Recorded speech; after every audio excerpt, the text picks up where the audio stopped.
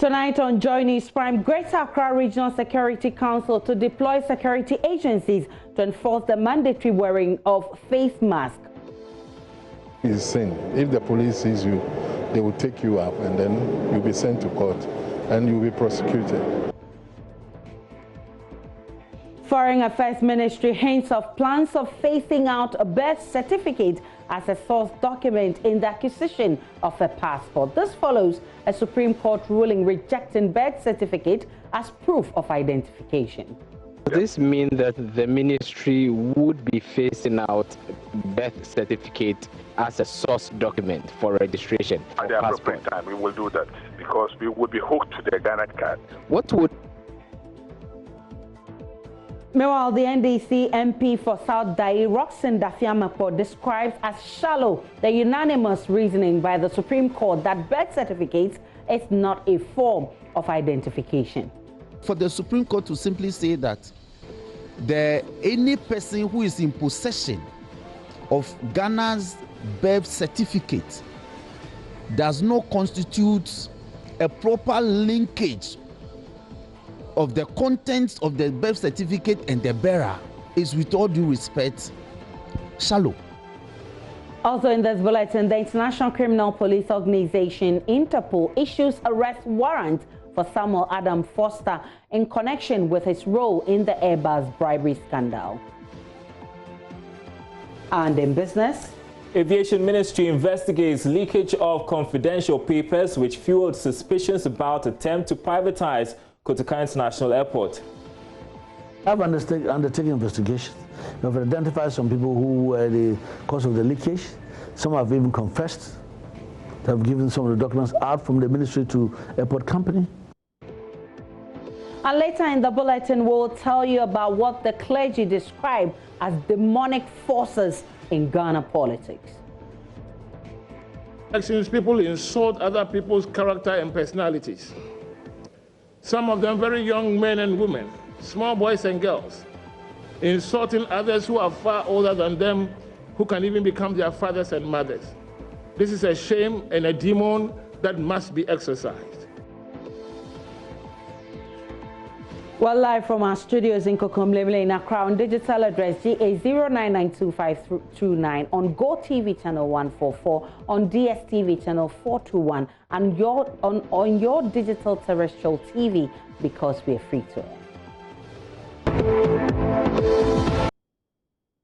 Many thanks for choosing us. In our very first story, Foreign Affairs Ministry has hinted of plans of phasing out birth certificates as a source document in the acquisition of a passport. This follows a Supreme Court ruling rejecting birth certificates as proof of identification. The document is currently used as a proof of citizenship in application for Ghanaian passports, but the Apex Court compares it to the NHIA card, which it rejected prior to the 2016 election, and concluded the birth certificate is actually worse. This was contained in the full written judgment of the court in a case filed by the opposition NDC and the private citizen Mark Tichi Branson.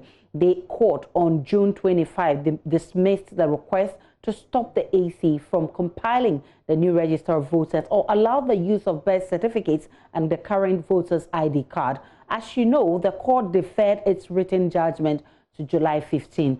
We have secured a copy, and this is a summary of the judgment. And it says opposition NDC had wanted the existing voters card used for the registration. Private citizen Mark Tichi Branson wanted the birth certificate to be allowed as proof of citizenship. He also wanted the court to hold that the EC has a power to only compile a register of voters once the then compiled it from the old register. The case was heard by Chief Justice Kwesieni Nieboa, Justice Jones Doche, Bafo Boni, Sule Gbadegbe, Mafo Seau, Nene Amegache, and Professor Ashikote. And the decision is a unanimous one. EC has power to compile new register, and there's also exclusion of current voters card as valid. A birth certificate is not a form of identification. It does not establish the identity of the bearer, nor does it link holder with the information on the certificate. Quite obviously, it provides no evidence of citizenship. But Dean of the University of Professional Studies, a Faculty of Law, Ernest Kofi Abochi, says the Supreme Court's decision will have dire consequences for some state institutions, adding the decision is quite problematic. The decision is rooted in pragmatism, the decision itself. So this is a decision whose outcome may appear to be informed by pragmatic considerations.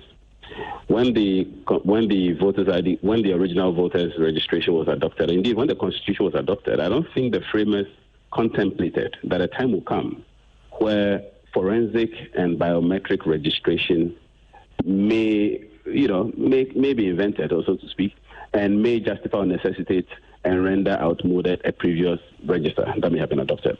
I don't think that was, and I think therefore that may have been overtaken by time, which has created the situation we have today. But the reasons that were contained in the decision, the reasons that have been given by the court, some of them are a bit difficult to rationalize with the greatest respect to the justices. And the birth certificate has been accepted for a number of reasons. I mean, for all kinds of things. You cannot get a passport of Ghana unless you have a birth certificate. So if you can be given a passport which is recognized as one of the modes, and the originating point of a passport usually is the birth certificate. But the passport as the end product can be accepted. However, the birth certificate, which indicates your lineage. In fact, if you look under the Constitution, the factors of citizenship, the birth certificate contains those factors. The issue of birth, the place of birth, the issue of the parentage. All these are contained in the birth certificate. So the decision is what it is, and at the moment, it is the law of the land. But the rational decisions and the rational reasons that have been advanced for them, again, with the greatest respect to the justices, some of them are difficult to justify, so to speak. Meanwhile, the Foreign Affairs Ministry says it will soon phase out birth certificates as a requirement to get passport. Deputy Minister for Foreign Affairs and Regional Integration, Habib Tijani, says very soon Ghana card will be the requirement for a passport. What we are doing is that the birth certificate is not the only document that we use. It is part of a number of evidences that we use to properly identify somebody as a Ghanaian. Besides that, it is anticipated that within this short period, every Ghanaian will have a Ghana card, and we are working towards linking the Ghana card to passport acquisition, saying that whoever has a Ghana card is supposedly a Ghanaian, and it will not be difficult for us to even process passports, because every information that we need to issue a passport to someone is almost the same information that the Ghana card has. So for some of us, or for the ministry, we would very soon be relying on the Ghana card for processing of passports. That is why we also take part in encouraging Ghanaians to have their Ghana card. Does this mean that the ministry would be phasing out birth certificate as a source document for registration? At the appropriate time, we will do that, because we would be hooked to the Ghana card. What would this then mean for Ghanaians that, their only source document is birth certificate? It is worth noting that Ghana card is supposed to be issued to every Ghanaian, wherever one finds oneself. This therefore shows that even at any part of the country, Ghana card, where people are, there will be the process of issuing out Ghana cards to people. Our only hope is that the process will speed up and every Ghanaian will have the Ghana card. Meanwhile, NDC MP for South Dai, Roxanne Dafiamakpo, has described as shallow the unanimous reasoning by the Supreme Court that birth certificates are not a form of identification. The court, in a document detailing its full judgment on the reason to dismiss the NDC's case against the EC last month, explains birth certificates does not establish the identity of the bearer. The decision states that a birth certificate does not link its holder to the information it contains. It adds that it provides no evidence of citizenship. But Mr. Dafiamakpo, who is a member of the Judiciary Committee of Parliament, says the decision is wrong. I humbly disagree with the court.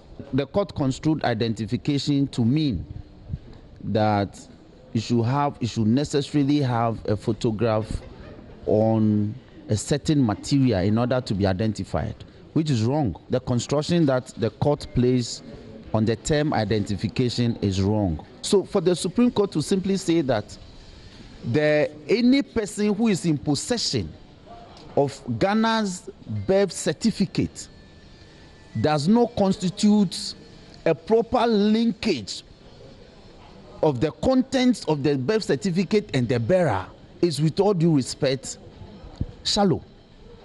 This is why, if you go to the website of the Foreign Affairs of this country, of the Foreign Affairs Ministry, particularly the website of the Passport Office, it is stated clearly that the documents that one needed to be able to obtain a Ghanaian passport is issued to only Ghanaian citizens.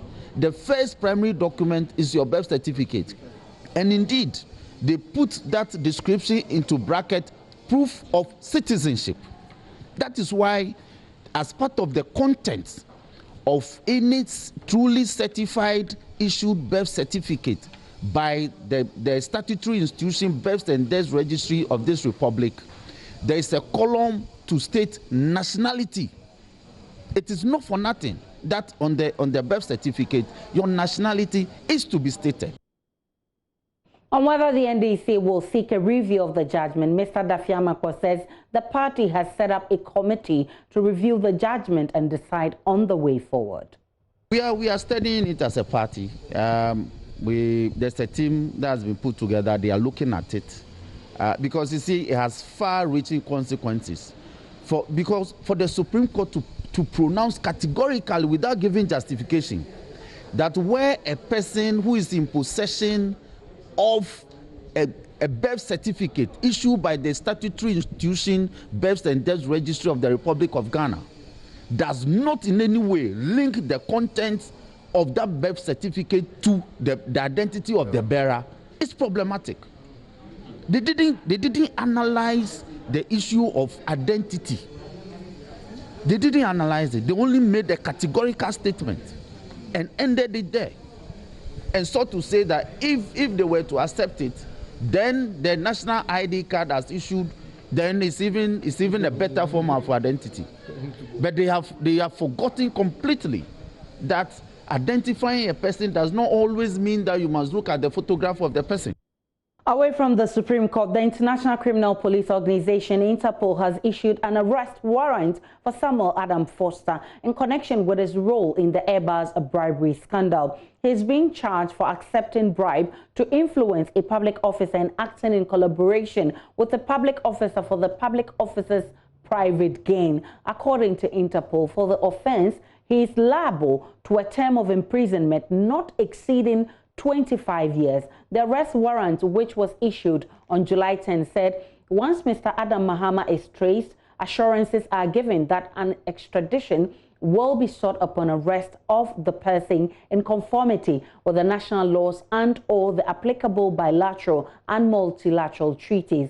Ghana is one of 5 countries in which the European aviation giant Airbus paid or attempted to pay millions of dollars in bribes in exchange for contracts, leading a court in Britain to slap a fine of £3 billion on the company. In the court documents and hearings, Airbus admitted 5 counts of failing to prevent bribery, using a network of secret agents to pay large-scale backhanders to officials in foreign countries, including Ghana, to land high-value contracts. According to the report, there are 6 key actors involved in the scandal regarding Ghana.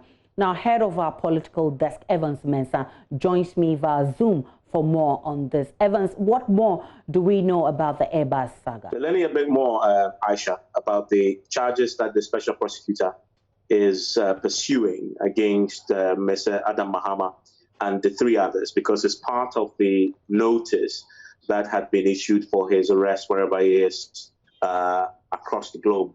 Now, there are 2 charges mainly. The first one is accepting bribe to influence a public officer and acting in collaboration with a public officer for the public officer's private benefit.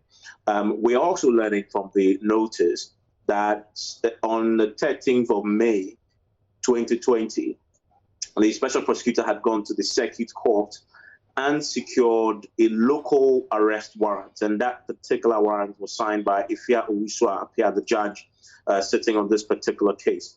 If you're going to Interpol, you would need the originating country's court to have endorsed the warrant before they will even act. You've seen this in the case of the Namwan, for example, Manapia Mensa, in the men's gold matter, which again was through a court, and then subsequently Interpol acted upon it, which is what has happened in this case also.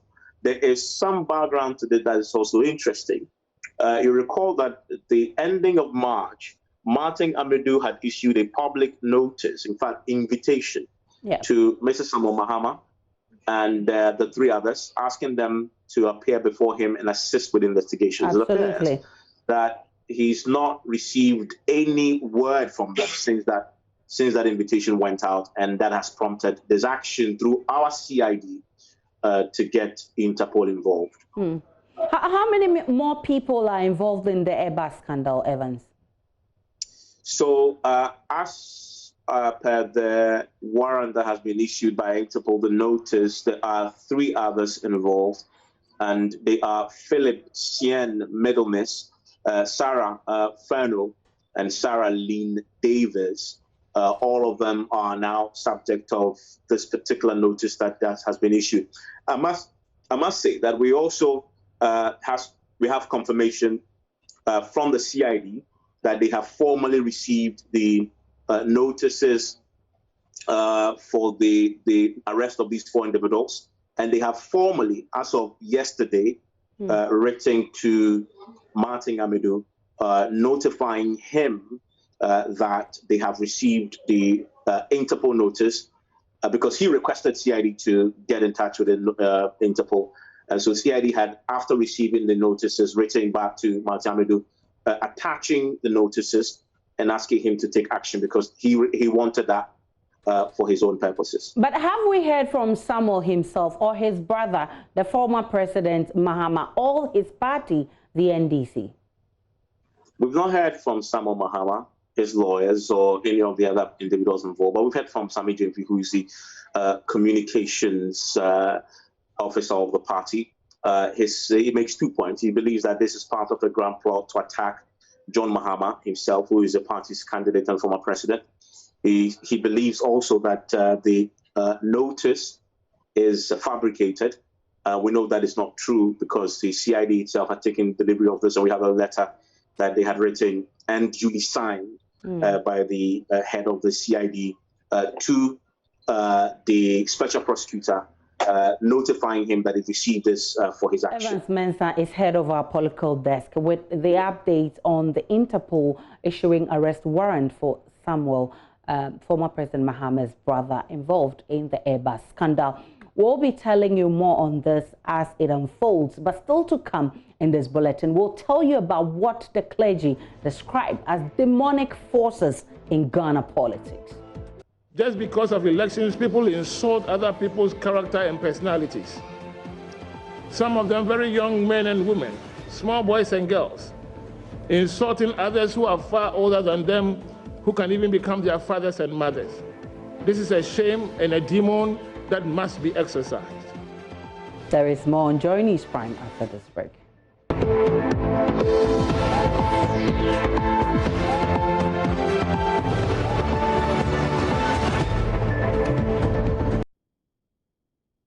Welcome back to Joynews Prime. To the rest of our stories, and the Greater Accra Regional Security Council is deploying security personnel on the streets of Accra to enforce the mandatory wearing of the face mask. Greater Accra Regional Minister Ishmael Ashiti says law enforcers have further been directed to begin prosecution of offenders. President Akufo-Addo, in an executive instrument, EI-64, spells out the punishment regime for offenders, which includes liable on summary conviction for a prison sentence of not less than 4 years and not more than 10 years, or a fine of 12,000 cedis to 60,000 cedis, or both. Mr. Ashiti tells my colleague Elton Brobe excuses will not be tolerated.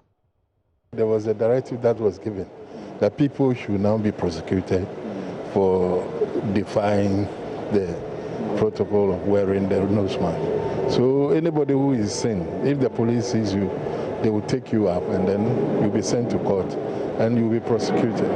Elsewhere, people are insisting that going to shops, supermarkets and other places, without it, you will not be allowed. Yeah, it shouldn't be. That shouldn't be the case. So if you don't have it, nobody should allow you to enter any public place. Beyond it and the fact that Greater Accra appears one of the epic centers, what more is RECSEC doing to ensure that people comply with the directives? Yes, we are working closely with the police and the military together to make sure that people who are disobeying these basic rules are dealt with. Education also should be part of, and you, the people from the media, can help by educating our members, especially along the coast. When you go to Ododo areas, talk to them so that they comply with these things. The Greater Accra Minister spoke to Joynews on the sidelines of a presentation ceremony by the COVID-19 Trust Fund. Some selected health facilities in the Greater and the Volta region received personal protective equipment worth 10 million cedis from the fund. Chairman of the Board of Trustees, Sophia Kufu, wants speedy distribution to the facilities identified. In spite of efforts of the government and other benevolent institutions to adequately equip and protect the dedicated frontline workers in the combat against the pandemic, the Board of Trustees have monitored media reports and seen complaints from numerous health professionals concerning the lack of or inadequate supply of PPEs and other logistics needed for the combat of the disease effectively. This distribution we're doing today is therefore meant to help fill for the time being the gap or shortfall in the supply of PPEs and other medical items to frontline workers for the fight, for the noble fight that they are fighting against the coronavirus pandemic. Distinguished ladies and gentlemen, having made these distributions, I hereby call on the management of these beneficiary institutions to apply the donated items for the purposes for which they are intended. In particular, the items should not be allowed to languish in storage for inordinate lengths of time because of onerous and cumbersome bureaucratic procedures before they are released to the targeted users and staff who need them so desperately. Deputy Maslok CEO Hajia Abibata Mahama Zakaria is fighting off claims she admitted to vote buying in the investigative piece put out by Corruption Watch. She maintains she is innocent and will cooperate with any investigative body that probes this matter. Investigative agency Corruption Watch, in a recent publication, said it had captured Mrs. Zakaria engaging in doling out state funds to delegates to earn their votes. She has been speaking to Joynews' Joseph Akable, insisting she did no wrong. How would I even involve in vote buying when there are loans? As I speak to you, the people that were given the loans have started repaying. So how does it tend to be vote buying? When you sell something to someone, do you take it back? That is the impression, because if I buy something from you, I have bought it and it is mine. I don't have to pay back. So if people have taken loans and they are paying back, how is it same as vote buying? I am very, very disappointed with that tag saying vote buying. This was something that was done in May, and our election was in June. How could it be vote buying? But, and you made a point that you are someone who doesn't bend the rules. I mean, you should be willing to assist any such probe if it indeed takes off. Yes, I'm willing to avail myself to any investigative body. But again, I also saw some posts on Joy. I don't know whether it was Joy Online. Someone sent it to me that CDD to petition Shraj to look into corruption allegations. That heading is deceptive in the sense that I haven't involved in any corruption. I went there to do my work as an official from Maslok, And that is the due process. I haven't bent any rules. I am not the kind that will bend rules. Everybody in Maslock will tell you that I will not bend any rule. Joining us via phone is William Nyakun, who is the Executive Director of the Africa Center for International Law and Accountability. He's also part of the Corruption Watch team that put this together. He's actually the technical advisor on this investigative piece. He joins us via phone. Good evening. Good to have you on Joynews Prime. Thanks for having me. Now, the Deputy Maslock CEO, Hajia Abibata Mahama, says she has actually challenged your investigative piece, and she says that she was not engaged in vote buying and that she did no wrong. Well, I mean, so just so you know, we conducted this investigation and we gave her the opportunity to respond to the specific allegations that, we put out. And we were fair to her in our reportage. So it is quite surprising that following the release of the report, she's been out so many times, first with a rejoinder, claiming that even our use of words such as allegedly means that we don't even know that our facts are correct. But she misunderstand, because the use of allegedly does not mean that our facts are not correct or we are not sure. But this is standard industry practice in journalism. That even when you have everything, you have seen all the facts, you do not make definite conclusions on that. And in our story, we're very clear that she used her position to facilitate and prosecute her campaign. She's a deputy, Maslock CEO. She was contesting in the primary, and she herself, on the day, May 21st, she was in the constituency, the ND Senior High School, in her party-branded vehicle, with her pictures on her campaign vehicle, along with Maslock money. Of course, the money was not in her car boot, but it was the boot, and in her address to the people there. And we have translated her remarks that she made in Dabani. We've given it to 3 different people to verify that the translation is correct, and it's come up with it.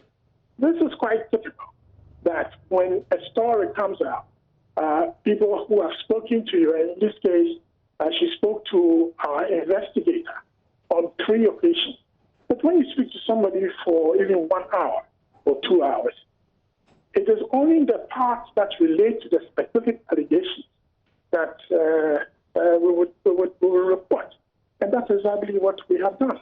Now, Hajia Abibata says she would avail herself for any investigations, but you hinted earlier in the week that you were going to petition charge on this particular matter. Has that happened? So, Corruption Watch is, an initiative led by CDD Ghana, but with partners, including my own organization, the Africa Center for International Law and Accountability, Ghana Integrity Initiative, and Ghana Corruption Coalition with partners in media, Tito FM and Atom FM. And so any of our partners can take up the case. The investigative team will not follow up filing a case, but any of our partners can take it up. And 2 of our partners have indicated that they are going to file a petition. There's a process. But there is no requirement that after we've done our job, we should file a petition. Indeed, the Commission on Human Rights and Administrative Justice is minded to take notice of what has been put out. And they can suo motu, that is on their own volition.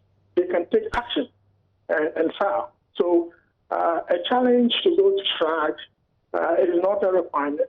But our partners, 2 of our partners, Ghana Integrity Initiative and our foremost think tank, CDD Ghana, have. I think we lost William Nyakun there, but he's made the point clear. And he is the Executive Director of ASILA and Technical Advisor to the Corruption Watch that put together this investigative piece. Help has finally come to 80-year-old woman with both fingers chopped off as a result of leprosy. Vice President Dr. Mahamadou Bawumia, who watched the Hotline documentary put together by award-winning journalist Seth Kwan Boateng titled Withered Skins, was touched when when Dare Pogo gave a chilling account of her life and how she struggles to survive. Dare Pogo lost all her 10 fingers to leprosy. She walks with only her big toes and only has her granddaughter supporting her. Joynews' Upper West Region correspondent Rafiq Salam reports that Dare Pogo has received some goodies from the Vice President. She sounded out clutching her dilapidated, jaded and ramshackle brick walls of a room to sit on a bench that has crooked stands. Octogenarian Dare Pogo sat having her fingerless arms resting on her lap. She occasionally winked a smile, but her dirty white cloth worn epitomized the poverty she saddled with over the years. However, deep in her heart is replete with prayer and hope of a better life one day. Following the Hotline documentary by award-winning journalist Sef Kwame Boateng, titled With the Skin, Vice President Dr. Mahmoud Bawumia came to her aid through Upper West Region Minister Dr. Hafiz Bin Sali to donate on his behalf assorted food items, confectionaries, and toiletries valued at 3,000 Ghana cedis. He also handed a cash amount of 2,000 Ghana cedis. And coming, His Excellency the Vice President asked us to come and donate some items to our mother. So we've brought 3 bags of rice, a bag of maize. For the donation, she never thought of them. But she has seen that somebody somewhere is equally thinking of her. So she's grateful for those who came and visited her the first time, and the follow-up that has been done. With the donation of the food and assorted items, coupled with the construction of a modest house for her, Dare Pogo jokingly said she would sleep to the point of flatulating. The incident drew many of the village folks to the scene. Dare Pogo prays every day for food to eat. He will in the next few months have a house that will make her sleep soundly through a gold-sent angel, Dr. Alhaji Mahmoud Bawumia. Reporting for Joynews, Rafiq Salam, Gurumu. And back here in Accra in the studio, my name is Aisha Ibrahim. Still to come in business, Aviation Minister to investigate leakage of confidential papers which fueled suspicions about attempts to privatize Kotoka International Airport. Daryl Kwao comes up with the very latest in business after the break. We have undertaken investigations. We have identified some people who were the cause of the leakage. Some have even confessed. They have given some of the documents out from the ministry to airport company. Good evening, everyone. Welcome to Business. My name is Daryl Kwao. We begin with the Aviation Ministry and issues to do with the alleged privatization of the Kotoka International Airport. The Aviation Ministry says it is conducting investigations into the leakage of documents and boardroom conversations that fueled suspicions about the privatization of the airport. Now, workers of the Ghana Airport Company agitated in response to the rumors of plans to sell the facility. So far, Sector Minister Joseph Kofiada has maintained under no circumstances will the airport be sold. In an exclusive interview with Charles Aite, he said these agitations are or were orchestrated by saboteurs. We have undertaken investigations. We have identified some people who were the cause of the leakage. Some have even confessed. They have given some of the documents out from the ministry to airport company. The latest one that we saw was this concept paper and the executive approval that are transmitted to the board. That went from the board level to workers that should not have gone. And that we've also been able to identify people who are behind that. Now, the problem is that when you take action on these people, which is standard, usually such people get fired, get suspended, get interdicted. Now, if you take some of these measures, people don't understand. And give the euphoria about the labor and about them saying this, somebody thinks you're victimizing someone. So you have to be tactical about how you deal with this. I do not have the money to expand the aviation infrastructure. I don't have the capacity to manage world standard operations of certain functions of the airport.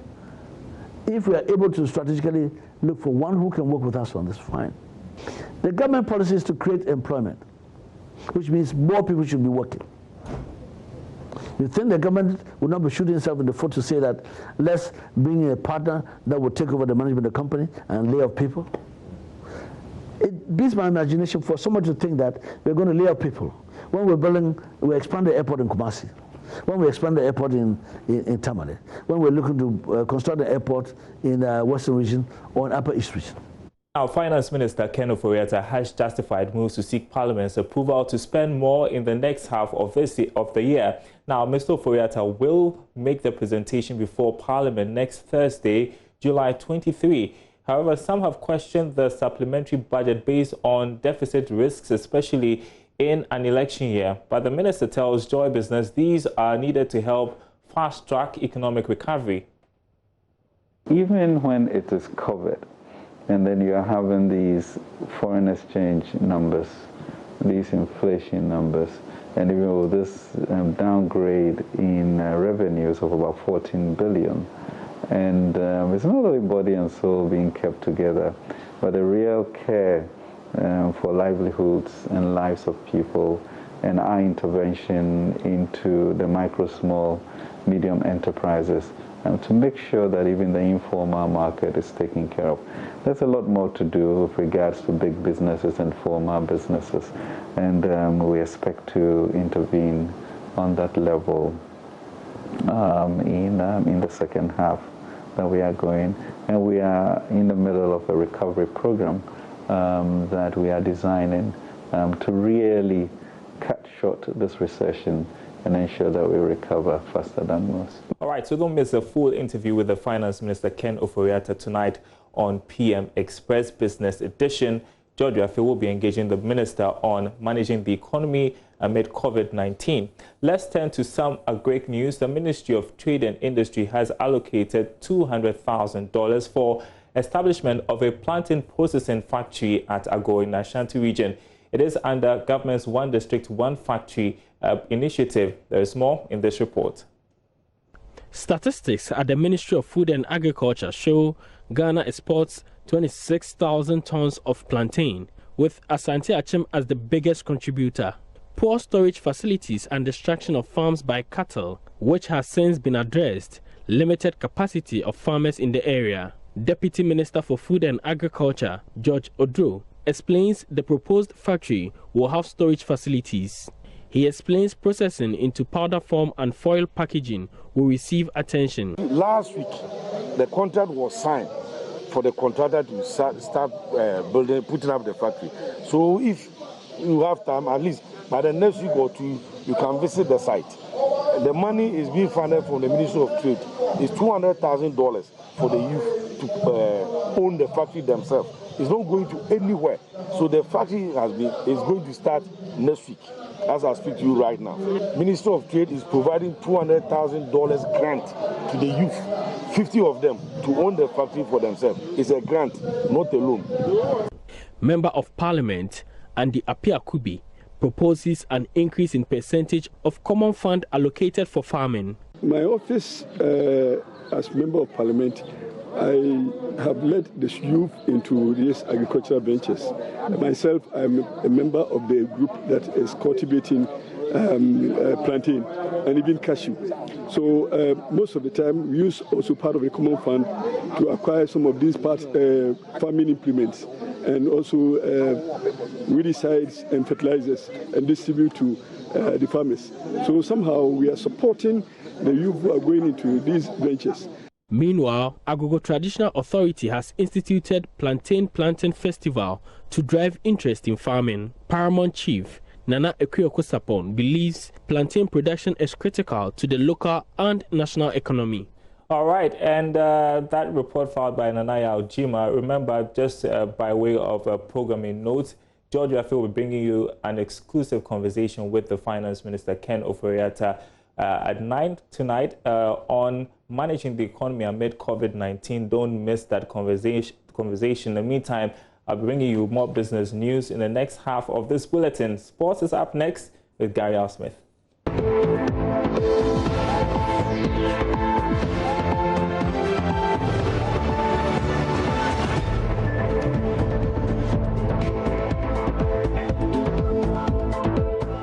It's time now for Showbiz. Becky is here with the very latest on Showbiz, my baby. Hello. How are Aisha, you? I've decided that the mask is the only thing I love that you I want to do. You know, you look good. So speaking of masks, we're doing Joy Prime and Adum TV. We're having something this weekend called Masks for All. Okay. So we have Kitty on board. We have Kwame Yuji on board. We have Yao Sapon on board.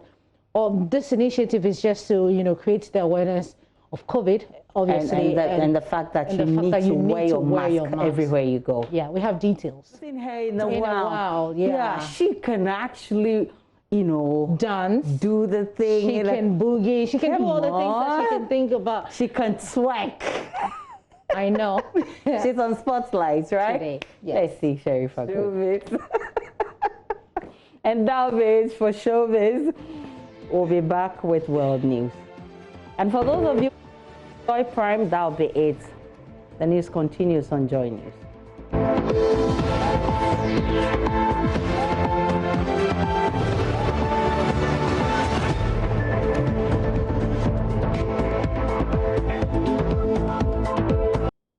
And in Ghana, Christian Council of Ghana says verbal attacks on Professor Jenano Opoku-Agyeman following her nomination as running mate is childish, describing their actions as irresponsible and unfortunate. Speaking at an outdooring ceremony, chairman of Eminent Persons on the Election 2020 Proactive Peace Building Platform, Right Reverend Professor Joseph Obri-Yeboah-Manteh said such comments are uncalled for.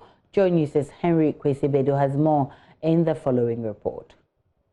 The nomination of Professor Jenano Opoku-Agyeman as running mate for the opposition National Democratic Congress excited many supporters of the party as well as some Ghanaians. Some predicted she could probably become the first female vice president of the country. But shortly after her nomination, verbal attacks were heaped on her at a ceremony to outdoor the Christian Council's 21 eminent persons to promote peace building. Chairman of the group, Right Reverend Professor Joseph Obri-Yeboah-Manteh, said personal attacks on Professor Jenano Opoku-Agyeman is childish and must be condemned. This is not the first time, and that some people have attacked some lady vice presidential candidate and so on. You did hear in my address that this is these kinds of things are what we don't want to see or hear. It's childish. It's not something that should be happening. In good politics, you don't attack people's personalities. You discuss and talk about what you can do better than the other person, and not the personalities of people.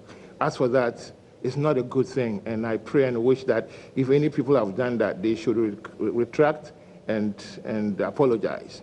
Just because of elections, people insult other people's character and personalities.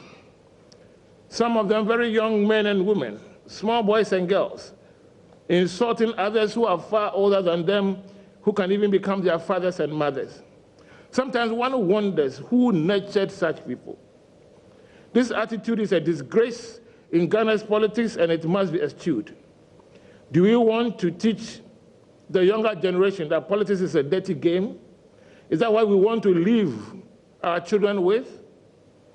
This is a shame and a demon that must be exorcised.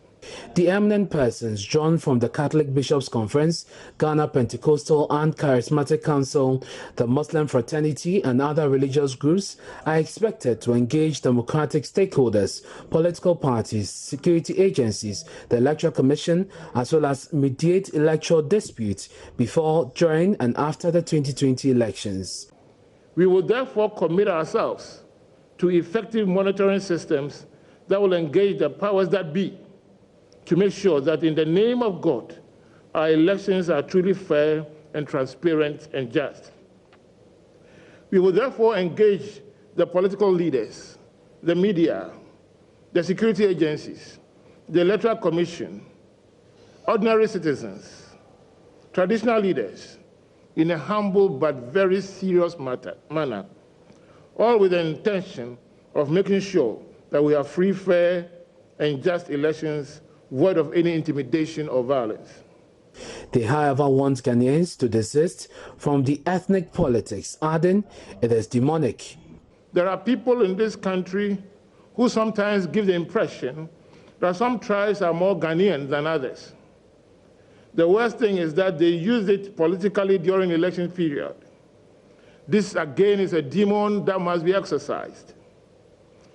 This position can be held by either the ruling government or opposition parties. It can be concocted and exaggerated by the opposition, or it can be fueled by the government in power. Ghana does not belong to any particular ethnic or tribal group. It belongs to all of us. The eminent persons say they will support the Electoral Commission and other stakeholders for a free, fair and credible elections come December 2020, devoid of violence. For Joynews, Henry Kwesi-Bedu. Running mate to John Mahama, Professor Jainana Opoku-Agyeman is however urging NDC members to turn the enthusiasm that has characterized her nomination into victory for the party in the December elections. In her first public appearance since her nomination, she charged the party's women and youth to continue working for the success of the party. She was addressing a meeting with NDC women in Cantonment. Joseph Opoku-Agyeman has more. The Minority Caucus in Parliament, NDC women organizers, female parliamentary candidate and Kayaye met the NDC running mate to congratulate her on her victory. Clad in white attire and NDC paraphernalia, the women sang and hailed her choice as running mate to the flag bearer.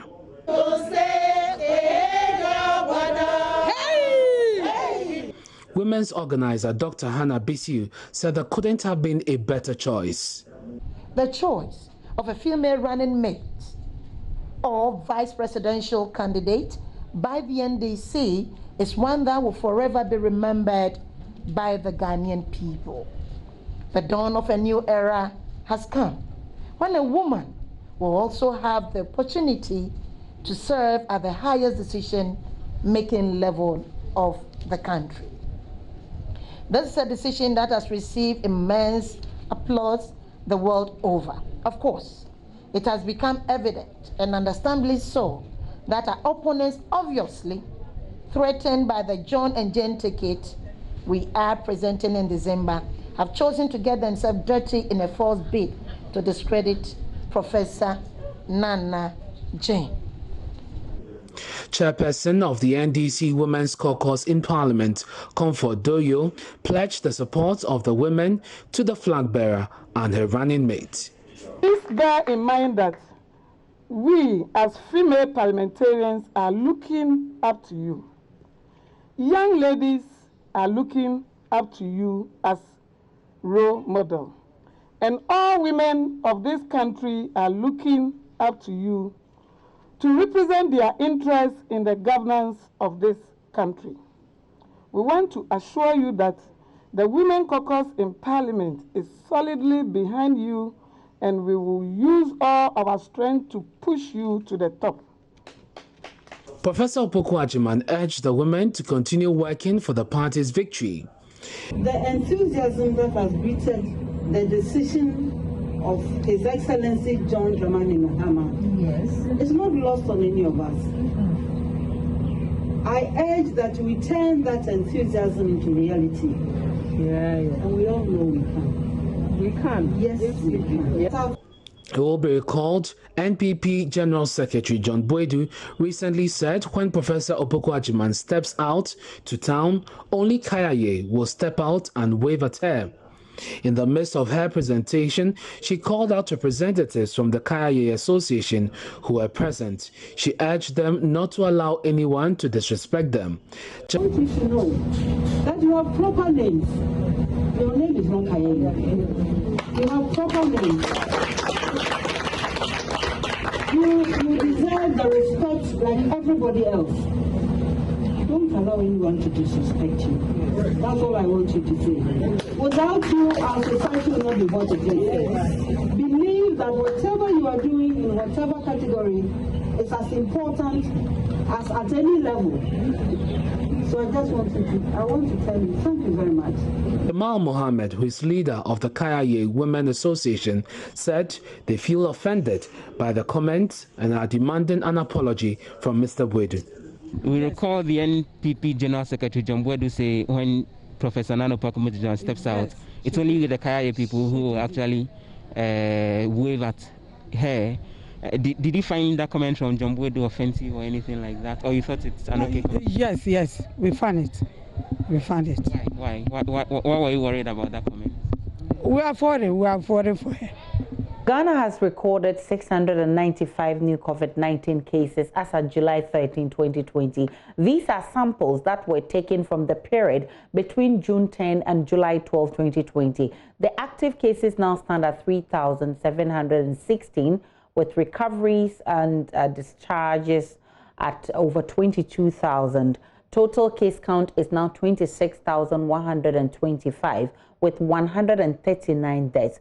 8 people are in critical condition, 4 on ventilators, and 25 of the cases are severe. The Ghana Health Service says a total of 6 health workers have died from COVID-19 since the outbreak in Ghana 4 months ago. Director General of the service, Dr. Patrick Abuaje, at today's briefing on how Ghana is handling the pandemic, revealed that majority of health workers who were infected have now recovered, and the number of infections in the hospitals have significantly reduced. He attributes this to the provision of the needed logistics and PPEs. This total cumulative count. As I always say, this is the total number of cases reported from the date we got the first case, which is the 12th of March. That comes about 26,125 positive cases. This cumulative figure includes about 10,465 cases, positive cases, from routine surveillance. That is the people who are sick and meet the case definition. Enhanced contact tracing, which are the contacts we follow, including ad groups, contribute about 15,660 cases. We have so far conducted 39,491 tests since the beginning of our testing capacity. Of the 26,000 cases we have recorded so far, about 22,270 cases have recovered, which gives us a very high percentage that I'll give you to go on. Our total deaths still remain 139, accounting for 0.53% of cases. Most importantly, the number of active cases, which is the cases that we are currently managing, the number that should be of concern to all of us, is the 3,716 cases, who are the people who are sick in our treatment centers, in isolation centers because they are asymptomatic or have a mild case, or under home management because they meet the definition to be able to stay at home.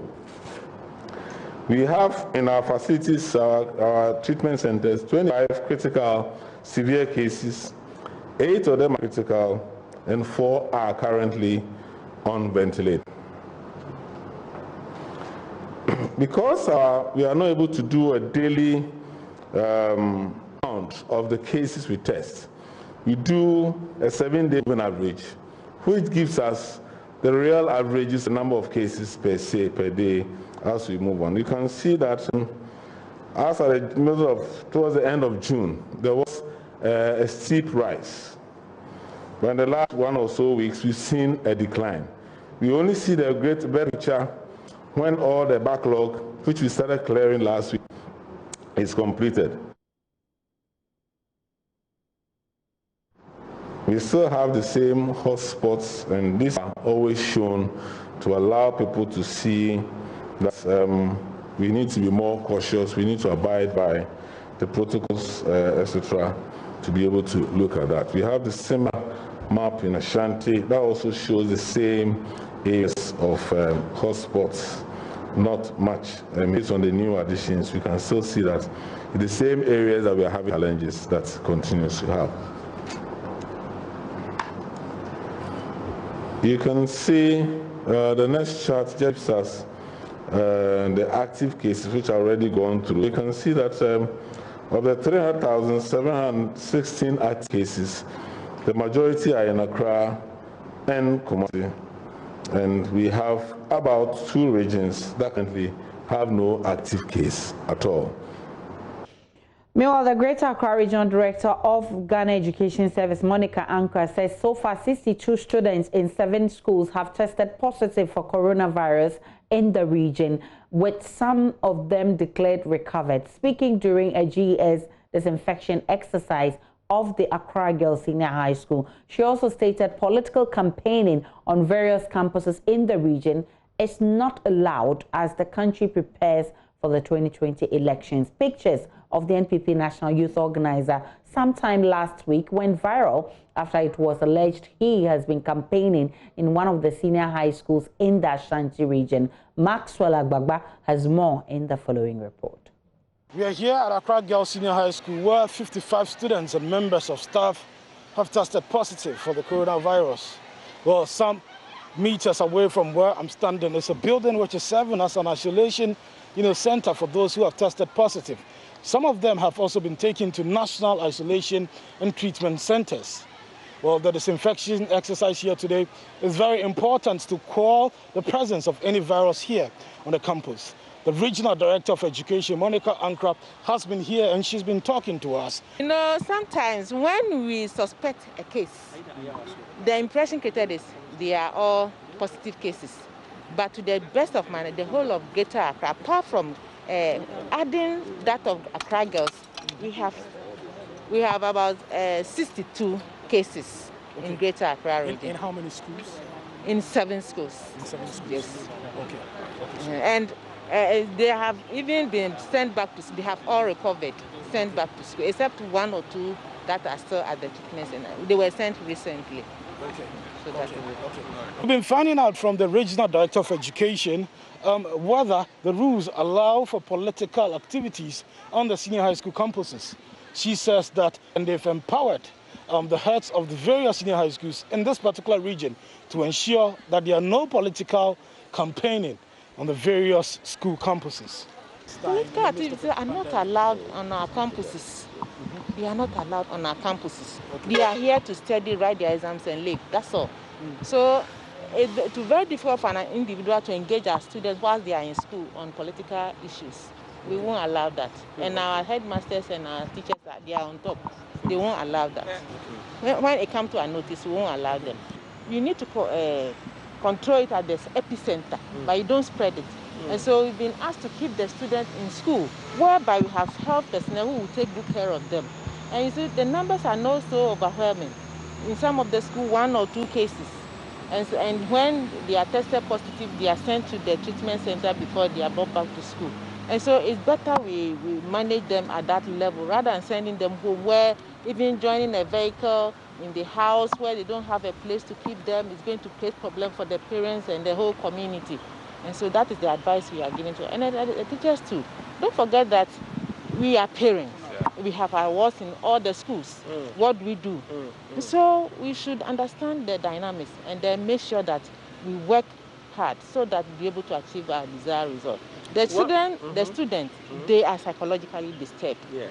Like having been in school for some years, you are about to exit, and you've been asked to stay at home.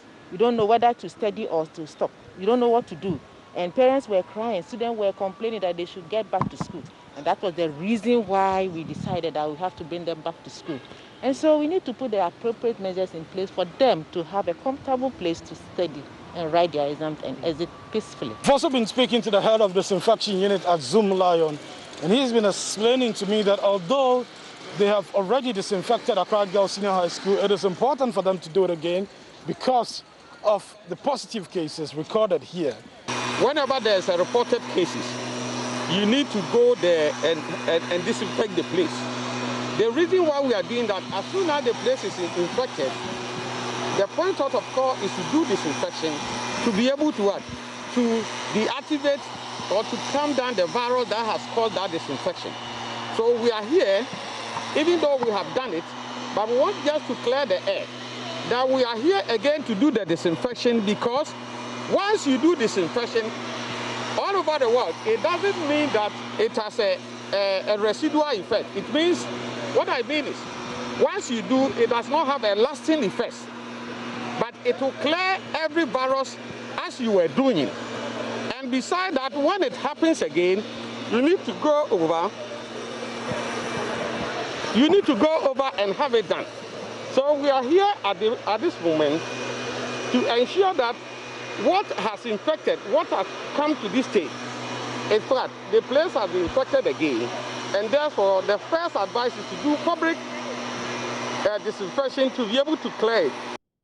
Ghana Health Service is calling for incentive package for teachers in second cycle schools for additional duties in managing COVID-19. Ashanti Regional Director Dr. Emmanuel Tinkran acknowledges teachers are complementing health workers in caring for students. He says any form of motivation in recognition of the work would be in order. Ohim Interior of our health desk has more in the...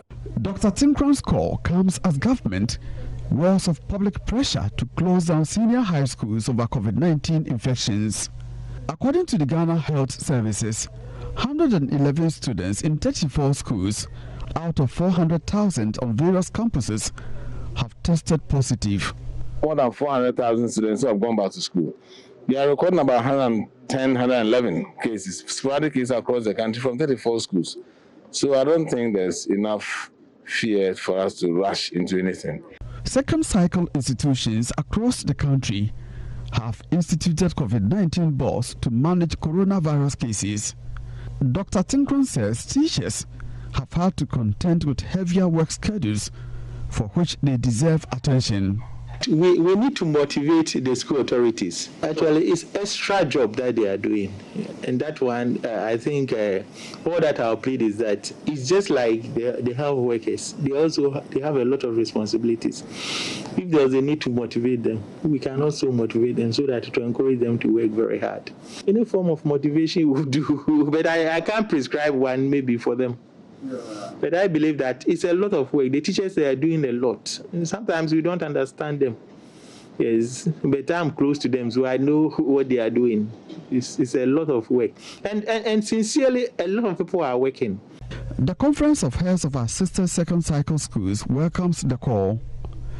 Reverend Father Stephen Osuseche is the Ashanti Regional President of CHAS. Please do, please do. Why not? Please do. We love it. We love it.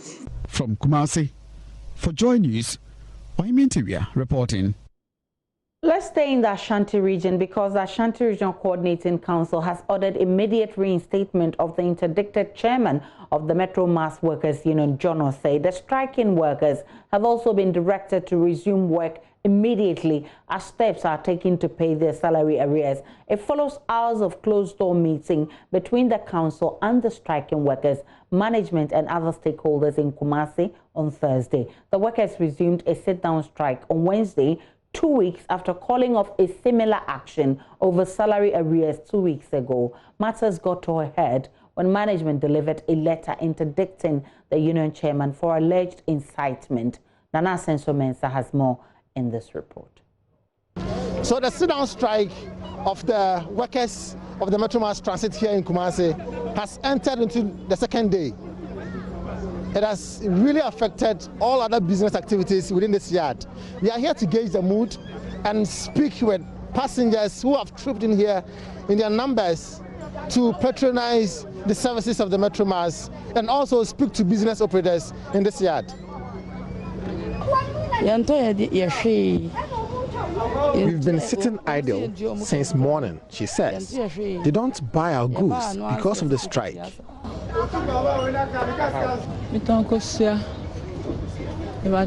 I sell eggs, she says. Because of the strike, they don't buy anything. Coming here to travel, where are you going? Obuasi. Yeah. So purposefully you came here to board the Metro Mass Transit? Yeah. Are you disappointed? No, sure. I didn't know that they weren't working. I just asked one of the women selling things, and she said They have not been working for a couple of days now. I don't like joining the Sprinter, so I normally take the bus to Obuasi. So this time around, there are no buses around. Are you disappointed? Sure. I'm very much disappointed, but I'll join the Sprinter to Obuasi. Which, of course, you don't like. Yeah. Before Thursday's meeting, the mood of workers and management was one of tension and rage. Here is Industrial Relations Officer of the Trades Union Congress, Kofi Edu, who joined the mediation discussion. The issue of the interdiction to the branch union chairman should be put on hold. 2, that the management, the DMD who was present, should communicate with the MD and the board to give him, the minister, the definite dates for the payment of the salary arrears. 3, that the Labour Department, Union, and then the Labour Commission that was present should also come together to go into the claims, the grievances that were raised by the workers, aside the salaries, to ascertain the facts, the truth in it, and make recommendations to him. And then finally, the workers are also supposed to go back to work whilst they do something internally to also curb the situation. Deputy Managing Director at Metro Mass Transit, Nana Osebanfo, assures workers their grievances are being addressed. The agitation was because we didn't pay for May and June, but we've been able to resolve. We've been able to speak to the both junior and senior staff, chairman to address his people and let them know that we are not sitting there idle. We are making sure they get paid as soon as possible. How soon? How are you paying them? As soon as possible. Nana Asansumensa reporting. Still to come in the bulletin, Multi-Pack Limited, manufacturer of 5-star drinks, has named Ghanaian filmmaker Jackie Appiah well as the brand ambassador for its Pella mineral water. The move, according to managers of the firm, is to make the products affordable and accessible to clients. Jackie Appiah is expected to also win humanitarian support from this partnership for the company. The target of the ambassadorial position is to make Pella water the preferred choice on the Ghanaian market. The MD of Multi-Pack Limited is Hassan Jabba. Is all what have giving back from the society by extending helping hands to the children who need help, and then by a way or others. This is the more important, to support and then to help the children who need help. This is the more we care, and then for the way forward. Jackie, we have seen her how she's successful with the other brand, and then especially with Kaiser brand. So we can see her as a brand ambassador. We can see her as the ideal person for Pella mineral water. The newly named Pella mineral water ambassador Jackie Appiah indicated that the partnership will help get support for the needy in the country. Beyond. I'm happy with the humanitarian work that you guys do, the company does. Watching the video clips, it touched my heart because, as you all know, every December 5th and other days that I don't bring out, I do charity work, and we always reach out to people, the less privileged. We look for people who are disadvantaged, and I'm happy that both of us have the same interest. So yes, so I believe that we will work together, and thank you for choosing me. Hi, welcome back to the Bulletin. Time to bring you some more business news. The Vehicle and Asset Dealers Union of Ghana is demanding that government reviews or reverses the Customs Amendment Bill, which seeks to ban importation of overage vehicles. According to the union, the new bill will push them out of business. More in this report. Aside from banning the importation of overaged and salvaged vehicles, the new Customs Amendment Bill will impose a 35% import duty on used vehicles that will be imported into the country. The move, according to government, is to encourage more car giants to assemble their vehicles in the country. According to the Vehicle and Asset Dealers Union of Ghana, this bill will affect the operations as it restricts second-hand dealers. Public Relations Officer of the union, Frank Nikofiga, has been speaking to Joy Business. From the beginning, we've said that we are not against the foreign investment. We are saying that they should come in, but we are asking government that why will you clear the market and make the market lucrative for an investor coming in? We are not afraid of competition. We are not scared of the competition. Rather, we are saying they should come. Already we have Volkswagen in Ghana, we have Rana Motors, we have Kia Motors, we have Mercedes, we have Honda, we have all the brands in Ghana. We are not competing with anybody, but we are saying that do not stick us out and bring another person to occupy the market. The market should be competitive. The market should be a market where demand will be the determinant. The people should determine what I want to buy and what I can afford. That is what we are saying. It's not about the competition. General Secretary Opoku Achampon said the move will increase unemployment. Immediately schemed to discourage importation of vehicles in which VADAC and other home used car importers across the country deal in. So, as the current passed Customs Act 891/2020 Section 151 stands with importation and sale of vehicles banned under the blanket term salvage, what work will home used vehicle dealers do? Since we don't import clean title vehicles, and what would be the use for A, imported new and home used spare parts together with their stakeholders? B, what will be the job security of other value or employee chains like sprayers, straighteners, key programmers, auto electricians, auto air conditioning technicians, mechanics, etc. in Swami Magazine, Abosioka and Koko. Ladies and gentlemen of the press, as if that is not enough, the government has further introduced a 35% increment according to the amended Chapter 87, Section 17 of the first schedule to the Customs Act 891. The Customs Amendment Bill is expected to cost government about 820 million cedis in the first year of implementation.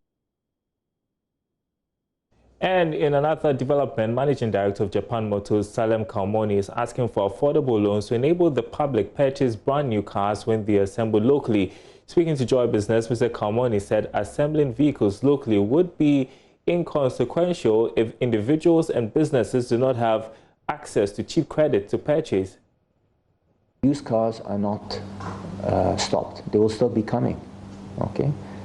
So that option is still there.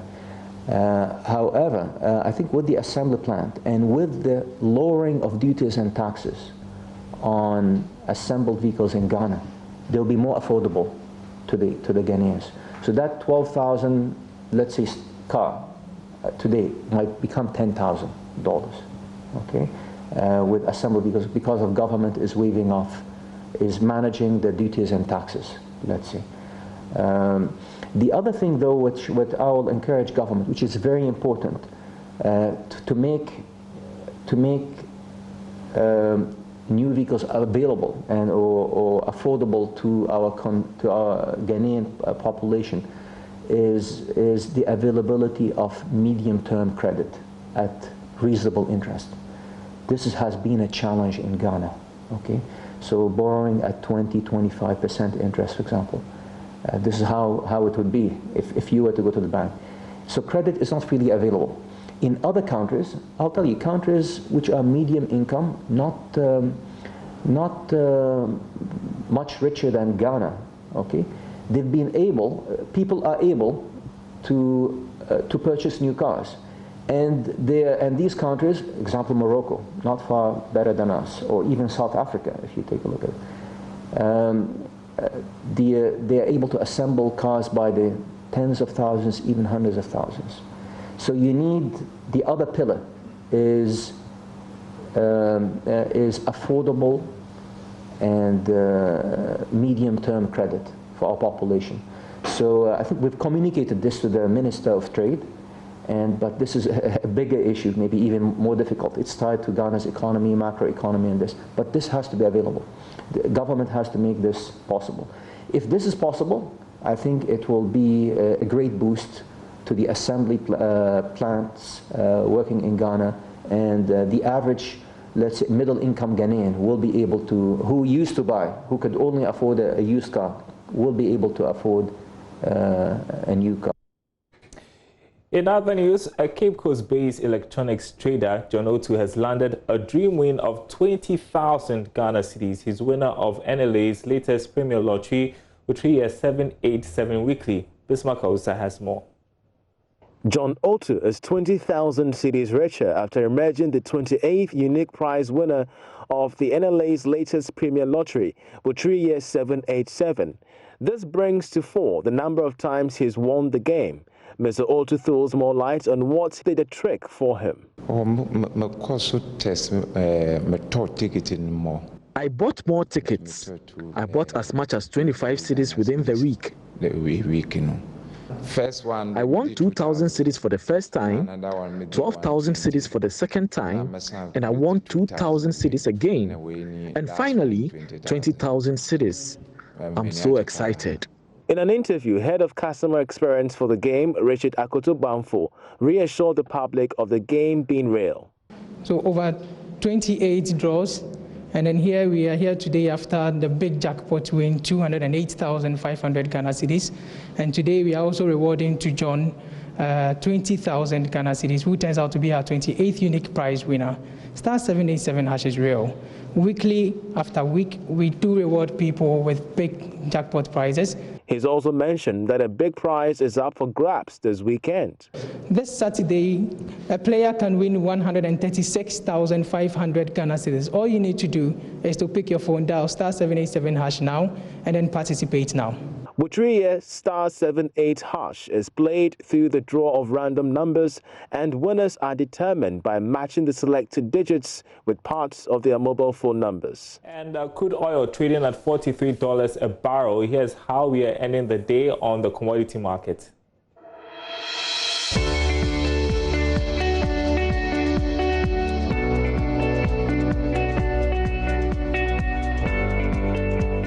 And remember to make a date in about 10 minutes when the finance minister speaks about the media review and other matters with George Afe on the business edition of PM Express. Up next. Thank you again for joining me for the sport. I'm Gary Al Smith. Some additional information on that transfer everybody's talking about. 19-year-old Kudus Mohammed to Ajax Amsterdam. Now, let's do some history. Do you know how many Ghanaians have played for the huge Dutch giant? The first Ghanaian was Kofi Mensah, and we have some history for you.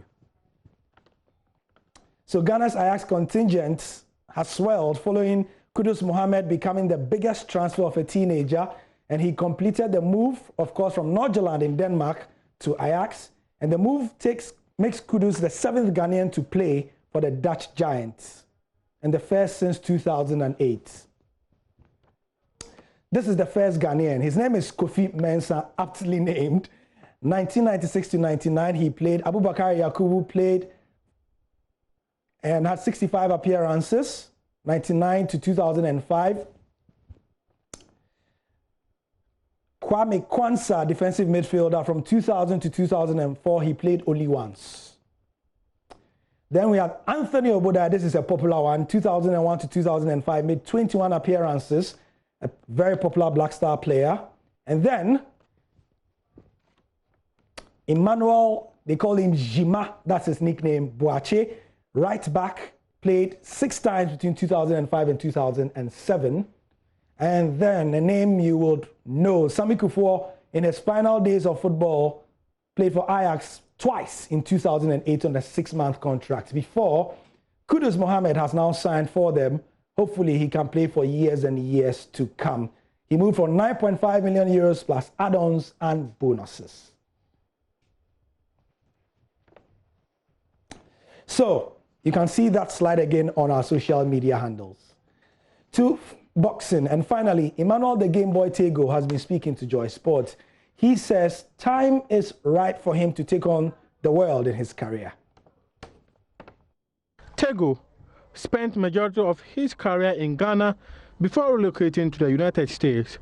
He was under the management of Baby Jet Promotions, but accused former manager and other members of his management team, Alex Ntiamwa and Otu Mangola, as the reasons for his poor performances in the past. The 31-year-old claimed moving on to a new management, especially to the US, was the right decision.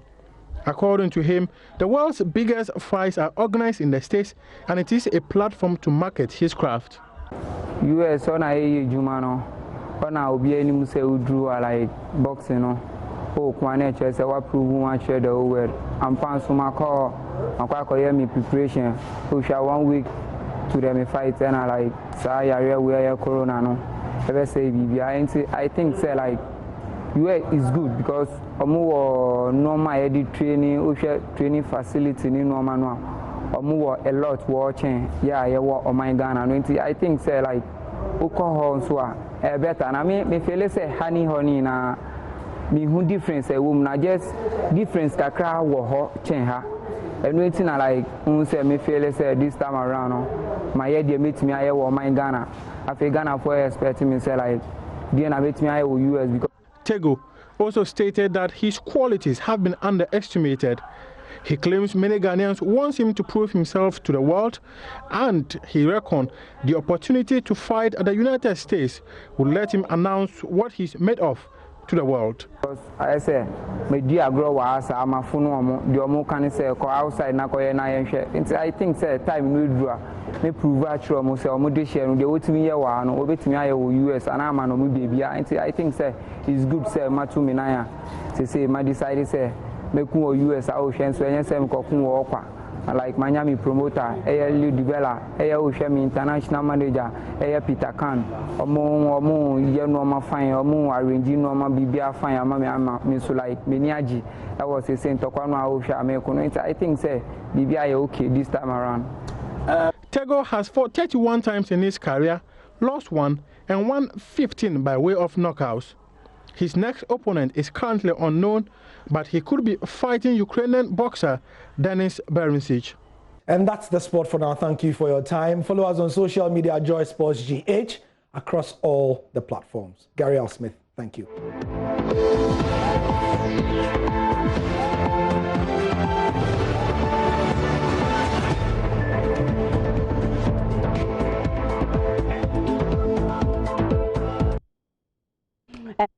Wrap up the bulletin tonight. My name is Aisha Ibrahim. I've indeed enjoyed my almost 2-hour stay with you. PM Express, a business edition is up next. Enjoy the rest of our program.